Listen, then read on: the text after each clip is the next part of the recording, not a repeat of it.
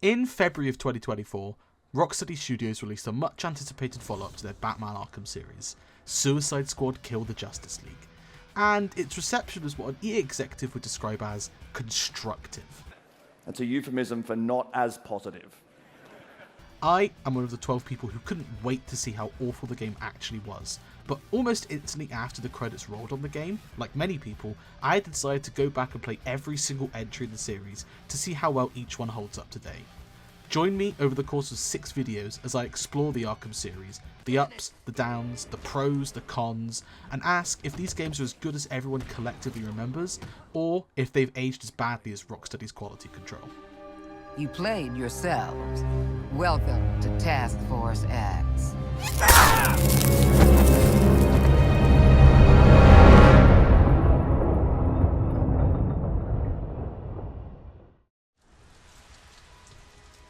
Batman Arkham Asylum. Considered by many to be the gold standard of superhero video games, and for no small reason. It truly is, even today, a brilliantly crafted game. The biggest issue for adapting Batman to a video game is obviously to get the feeling of being the Batman to pervade every element of the game. Combat can't be the crutch on which Batman leans, though Batman Arkham Asylum leans on it quite heavily at some points, mostly to its own detriment. Though what Asylum does a pretty good job of doing is what has now become like a total meme within big budget IP games, because it really does make everything you do feel like you're Batman.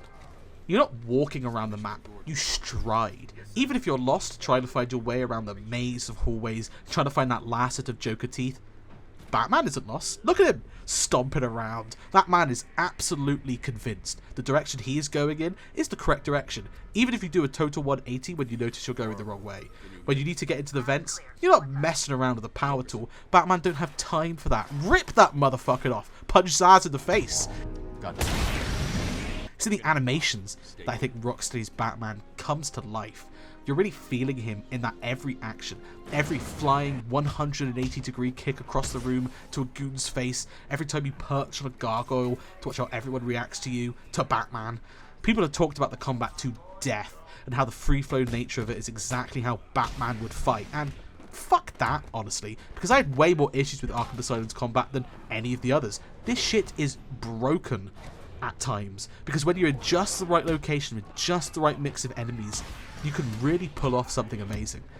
I'm not the best player in the world. I didn't record my stuff mainly because it would look like ass, but I beat Asylum on hard, and there were points where I would just be a passenger to whatever enemy Batman wanted to punch.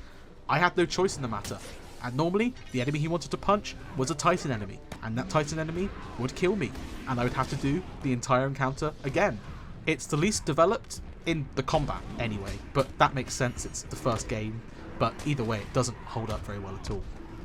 Oh, and the running. It's in all the games, but becomes less obvious the bigger the maps go, but the running is really stiff and awkward. And going from a modern game with really fluid movement to the Bat Tank was a really jarring change, especially since it plays such a large part of the game as well.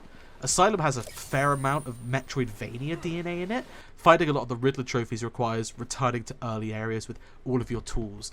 It's something the entire series as a whole does, but Asylum specifically feels more tailored to that style, which works well for collectibles, but the animation wind up for his run, alongside the delay for it to stop, gets really annoying in the tighter spaces that I never really managed to adapt to. Right, let's see. Talked about the fighting, the feeling like the Batman, the crappy running, the story, of course. Well, the story is, well, it's around the level of Titan Joker ambushing Batman. Showtime, Batman!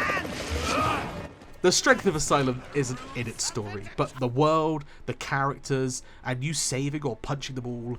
Rocksteady brought back from the big dogs of the animated series for this game, and it goes a long, and I mean a long way into making the story of this game work. Arlene Sorkin, Oh, hiya, B-Man. Harley Quinn here. Mark Hamill, Kevin Conroy, Officer Bowles. they add mountains to the, quite frankly, shit story of the game. Without them and some brilliant supporting performances from amazing voice actors, with a special shout out to Wally Wingert, who's essentially become the Riddler's go-to voice now, I feel. Of course you found that one easy. You were supposed to. Without them, this game would only have its haunting atmosphere lifting it up, which I don't think would be enough. There's a perpetual darkness to Asylum, in both a literal and metaphorical sense, a constant growing malignance that spreads alongside the Joker's takeover of Arkham. Yet, for me, it wasn't nearly enough to see a few low-poly bodies laying on the floor to make me feel like this is a more adult story. I need some psychological terror, and that only comes a few times with Scarecrow before he gets carried away to be the main baddie in Arkham Knight. Which is why I think this game hasn't aged like a fine wine. Just a regular wine, an alright aged wine. It isn't the darker and mature Batman that Arkham fans love to brag about, but I think that's a good thing, kinda. If it was a super serial Batman, we wouldn't have got him punching a big monster Joker with his explosive covered fist. Never. Sure, it's less like the horror light adventure game we've been playing the entire time, but it's fun. It is, don't boo me. Why you booing me? I'm right. You can have the gritty Batman and the fun Batman. You don't need to sacrifice one for the other. Enjoy the bombastic action movie ending as a reward for beating the game. Not every final boss needs to be an insane grind through hell. Honestly though, even though I've essentially complained about it, I do think this is the second best game in the series. You're always harder on the things you actually like, I suppose, looking to find what can be improved rather than excusing the things that don't work, and a lot of Asylum does work. It's a tight, focused game that offers an original Batman story with some functional combat, reasonable Riddler trophies, and the perfect mix of gameplay and story, something you could only really get in a linear game like this. Now, if you fixed Harley and Ivy's costumes, improved the combat and movement, and also made the story not only emotional, but full of twists and turns that you couldn't predict. I'm taking up Arkham City, obviously. Describing Arkham City. So subscribe for that if you're interested in seeing a video exactly like this, but for Arkham City rather than Asylum. Yeah. Okay, thank you.